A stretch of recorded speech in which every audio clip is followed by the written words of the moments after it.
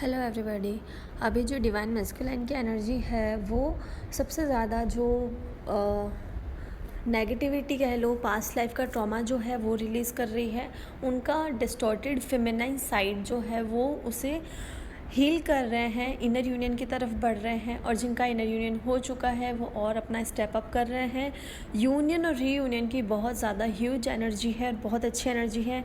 उनके कार्मिक relationships close हो रहे हैं।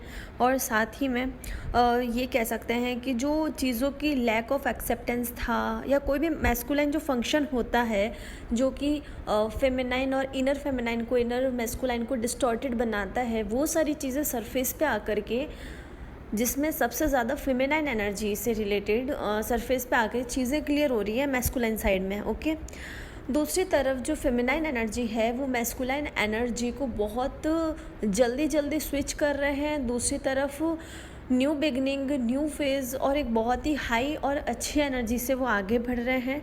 साथ ही जो डिवाइन फेमिनाइन है वो एक हो सकता है कि डिस्कनेक्ट फील करे खुद से भी, खुद के डिवाइन मैस्कुलाइन से, खुद के डिवाइन से हो सकता है।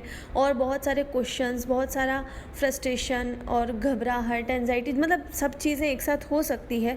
और उन्हें लोअर बैक पेन या लोअर बैली रिलेटेड कोई भी इशू हो सकता है, चाहे कोई भी पेन हो या फिर बहुत ही ज़्यादा हैवीनेस हो या फिर बॉडी का हैवीनेस में आना, कुछ भी ऐसा फील हो सकता है।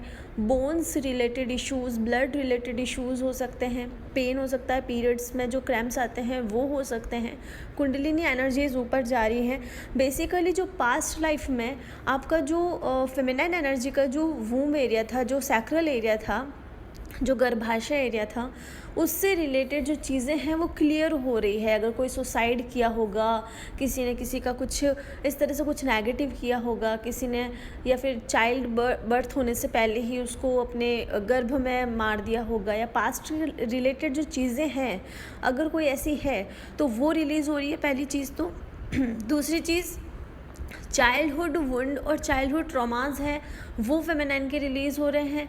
तीसरी चीज़, सैक्रल और थर्ड आई जो होते हैं वो इंटरनली कनेक्टेड होते हैं, तो इसलिए आपका जो क्राउन एरिया है वो भी और थर्ड आई एरिया है वो भी क्लिन्स और हीलिंग में जा रहा है। और बहुत डीप लेवल पे क्लिनजिंग हो रही है, जिसमें आप न्यू फेज़ में जाके कोई भी चीज़ रिलेवेंट नहीं है लेकिन उससे आपको फ्रस्ट्रेशन, इरिटेशन महसूस हो सकता है। आप सोचेंगे आप में वो कमी है, बेसिकली वो कमी आप में नहीं है, उस पर्टिकुलर सोल के साथ या उस आदत के साथ आपका कोई एनर्जेटिक कनेक्शन है जिसको आपको कट करके बस आगे बढ़ना है। ठीक है, आपको ज़्यादा कन्फ्यूजन में आने की ज़रूरत नहीं है, अपने आप को बस प्रोटेक्शन में रखना है।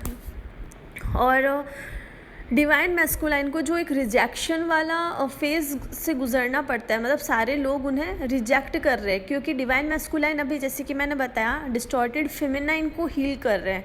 तो उन्होंने अपनी फेमिनाइन के साथ में जो भी किया, या फिर अपने इनर फेमिनाइन की जो एनर्जी है उसको हील करने के लिए जो रिजेक्शन का जो मोड है वो हील कर रहे हैं। तो दूसरी तरफ जो फेमिनाइन एनर्जी है, यानी आप हो, वो अपने इनर चाइल्ड के थ्रू रिजेक्शन या फिर कोई भी इस तरह का ट्रॉमा, ठीक है, आप भी हील कर रहे हो।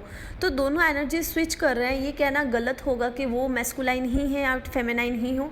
बेसिकली एनर्जी स्विच हो रही है, इनर यूनियन की तरफ बढ़ चुके हैं, बहुत इनर यूनियंस हो रहे हैं।